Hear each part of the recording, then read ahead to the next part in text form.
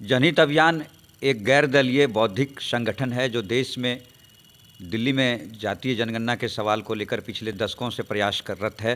5,000 करोड़ रुपए की बंदरबांट कर दी गई। जाति के आंकड़े आज तक नहीं आए।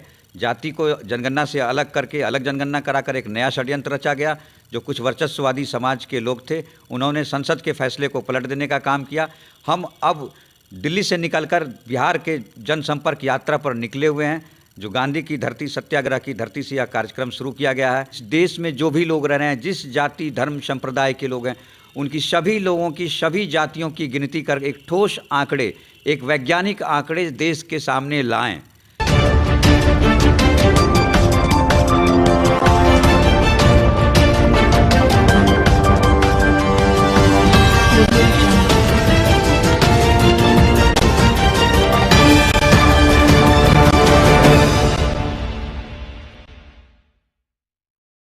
नमस्कार, आप देख रहे हैं एसटीवी न्यूज़ और मैं हूं समीउल्लाह चंपारण। सीतामढ़ी का आईबी है और जनहित अभियान किया गया है। हमारे बीच हमारे साथ मौजूद है राज नारायण, जनहित के राष्ट्रीय संयोजक हैं।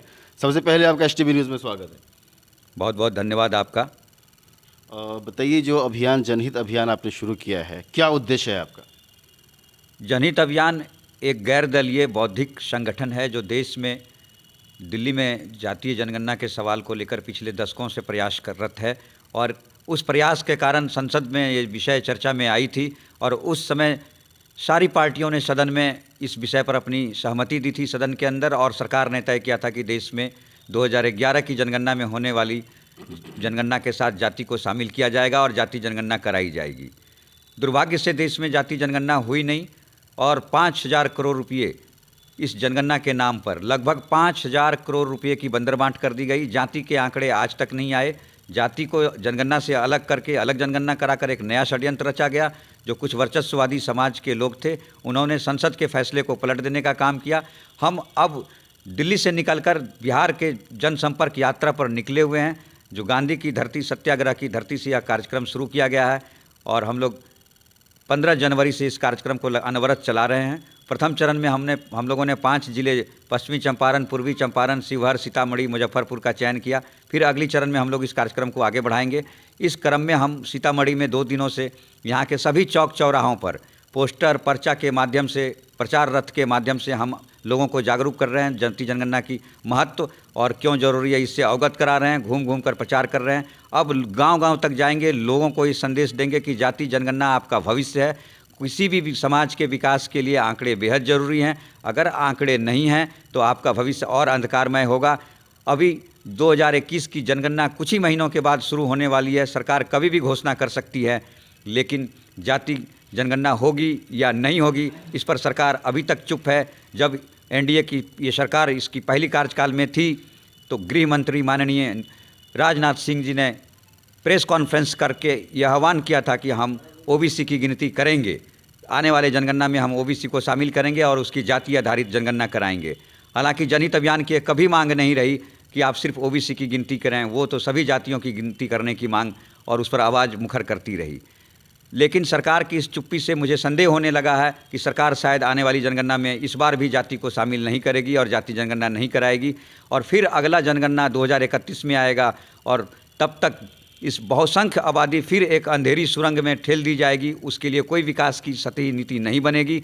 उसके किसी भी तरह के वो आंकड़े नहीं आएंगे जिससे ये पता चल सके कि इस देश की किन जातियों का सामाजिक, आर्थिक, शैक्षणिक, राजनीतिक स्थिति क्या है, क्या हैसियत है, कौन लोग हैं जो जुडिशरी में, कौन लोग हैं जो ब्यूरोक्रेसी में, कौन लोग हैं जो इस देश के संसाधनों पर कुंडली मारकर बैठे हुए हैं और कौन लोग हैं जो इस पूरे देश में पिछड़ गए हैं। कौन लोग हैं जिनके लिए सही नीति बनाने की आवश्यकता है, किन लोगों को किस स्तर पर डेवलप करने की ज़रूरत है। ये सरकार के पास ऐसी नीति कैसे बनेगी जब तक इस तरह के आंकड़े नहीं आएंगे। दुनिया के लोकतांत्रिक देशों में आंकड़े जुटाए जाते हैं, उनके समाज के हर तरह के आंकड़े होते हैं, लेकिन भारत में अगर छुपाया जाता है तो कहने के लिए जाति छुपाई जाती है, लेकिन वर्चस्व यहाँ जातिवादों की ही है। तो हम चाहते हैं कि देश में जाति जनगणना हो और माननीय प्रधानमंत्री से हम अपील करना चाहेंगे कि जो संसद में निर्णय हुआ था, आप जाति जनगणना के महत्व को समझें और जाति जनगणना कराने के पक्ष में फैसला लें और एक सामाजिक समरसता की बढ़ने वाली समाज का निर्माण के लिए जातियों के आंकड़े लाकर इस देश की जनता के सामने रखें और एक ठोस नीति बनाएं। माननीय प्रधानमंत्री जी की तरफ से क्या पहल हो रही है इस जाति जनगणना पर? अभी तक कोई पहल वगैरह? इसके पहली जब इनका कार्यकाल था जिसमें इनको पूर्ण बहुमत नहीं थी, तो इनकी इच्छा थी कि पिछड़ों की गिनती कर ली जाएगी। हम लोगों ने मांग उठाया कि पिछड़ों की गिनती नहीं, हम लोगों की शुरू से मांग रही है कि जाति आधारित जनगणना होनी चाहिए, कि इस देश में जो भी लोग रह रहे हैं, जिस जाति धर्म संप्रदाय के लोग हैं, उनकी सभी लोगों की सभी जातियों की गिनती कर एक ठोस आंकड़े, एक वैज्ञानिक आंकड़े देश के सामने लाएं। लेकिन जब दूसरी कार्यकाल में ये पूर्ण बहुमत में आने के बाद यह सरकार अभी चुप है, तो मुझे संदेह है। इसलिए हम लोग मिलकर ये संकल्प लिया कि अब जिले जिले गांव-गांव देशव्यापी आंदोलन चलाएंगे और हर लोगों से मिलकर इस तरह से वकालत करेंगे और लोगों से आह्वान करेंगे कि आप अपने स्थानीय जनप्रतिनिधियों के माध्यम से भी प्रधानमंत्री के ऊपर, इस सरकार के ऊपर एक दबाव बनाने का काम करें, उनसे मांग करवाएं। और उस अभियान को लेकर हम लोग इस जाति जनगणना अभियान रथ के साथ हर ज़िले में, बिहार के हर ज़िले में घूमेंगे। और अभी हम सीतामढ़ी की इस धरती पर पिछले 2 दिनों से लगातार हम लोग घूम रहे हैं और यहाँ के हर चौक चौराहों पर सभाएं, छोटी छोटी सभाएं कर लोगों से जनसंपर्क कर रहे हैं, लोगों से बात कर रहे हैं कि आप जाति जनगणना की मांग को समझें, इनके महत्व को समझें। काफ़ी समर्थन भी मिल रहा है और लोग समझ रहे हैं, और इस बात से हम लोग चुप नहीं बैठेंगे जब तक जाति जनगणना नहीं हो जाती है।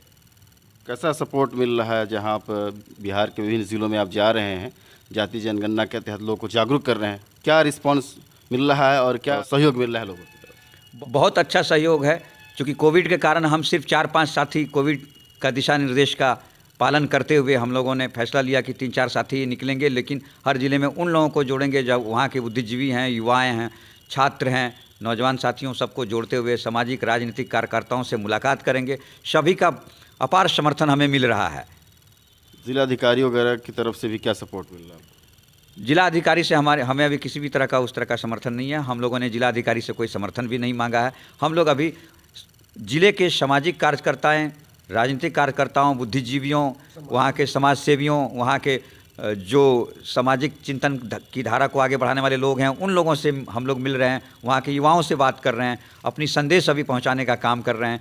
और उस संदेश के माध्यम से आने वाले टाइम में जिलावार इस पर सम्मेलनों का भी आयोजन करने की हम लोग कोशिश करेंगे और एक बड़ा व्यवस्था के तहत एक सरकार के ऊपर एक मैसेज देने का काम करेंगे कि आप जाति जनगणना पर अब लोग चुप नहीं रहेंगे। इसकी महत्व को लोग अब समझने लगे हैं और लोग इस पर दबाव बनाएंगे और आने वाले टाइम में एक बड़ी आंदोलन की रूपरेखा तय होगी इस देश में। अभी तक बिहार के किन ज़िलों में आपने अभी भ्रमण किया और जागरूक किया लोग? हम लोग पश्चिमी चंपारण से हम लोगों ने ये कारवां 15 जनवरी को शुरू किया था। 15-16 जनवरी को हम लोग पश्चिमी चंपारण रहे, फिर हम लोग पूर्वी चंपारण के मोतिहारी हेडक्वार्टर में रहे और लगातार वहाँ 17-18 वहाँ भी हम लोगों ने लगातार कार्यक्रम चलाया।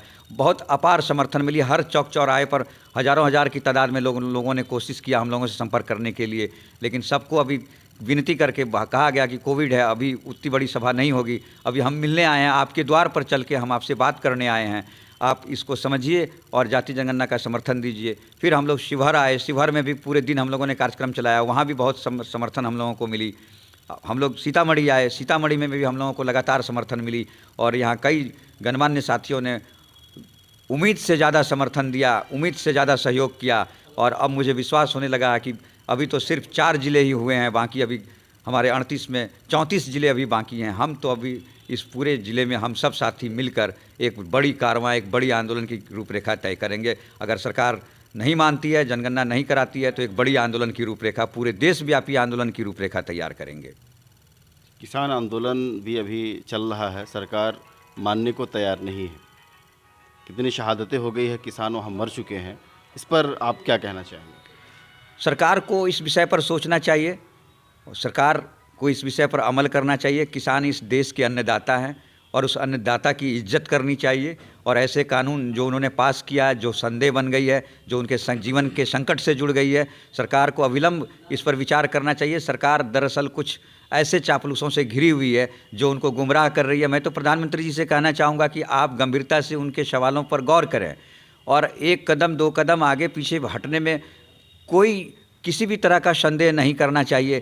किसान आपका ही है, वो अन्नदाता आपके देश का है, मजबूर है आज, उसके लिए आपको इस तरह का प्रयास करना चाहिए। और हम तो ये भी कहना चाहेंगे कि इन तमाम बीमारियां जो आज देश में उपजी है, उसका एकमात्र एंटीबायोटिक जाति जनगणना है। जाति जनगणना जिस दिन इस देश में हो गई, सारी बीमारियों का समाधान सुनिश्चित होगी। क्या लगता है, सरकार वापस करेगी, बिल को पीछे हटेगी? हमें तो लगता है कि सरकार को पीछे हटना पड़ेगा। तो राजनारायण जी हैं, यहाँ पर शुरुआत किए हैं जाति जनगणना, और बिहार के विभिन्न ज़िलों में इनका भ्रमण चल रहा है। फिलहाल ये सीतामढ़ी में भ्रमण कर रहे हैं। देखने वाली बात होगी इस अभियान से सरकार की कब नींद खुलती है। तमाम छोटी बड़ी खबरों के लिए जुड़े रहे STV न्यूज़ समीउल्लाह चंपारनी के साथ। बहुत शुक्रिया।